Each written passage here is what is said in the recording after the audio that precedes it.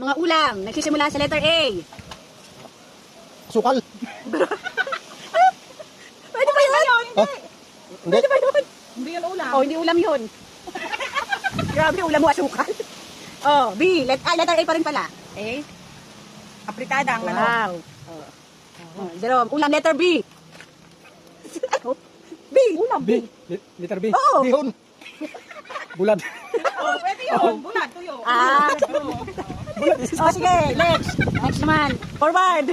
Ulam letter C. Ha? Sinigang. Lapit! Sino na sinigang? Oh, lapit! Es yun, Benny. Ano ang sabi niya, Jimin? Letter C. C. Ulam letter C pa. Letter C. Oo. Hindi dapat pala wag nila alisin yung ano natin. Teka. Alis naman. Alin? Yung oo, bakit Seafoods. Isa pa. Sino kasi? Letter C. Kaldereta. Wow. Oh. Jerome, ulam letter D. Wala na naman. Dog. Uy! Masarap yung... Hindi pa mainit. Ay, magkilap na dog. Yun. Dog. Ibang oh, ulam letter D. Delicious. Wala na naman. Puno na. E. Eh? Ay, ito D pa rin pala. D. Dinuguan. Wow. Oh, pa, ulam. Letter E. Isda.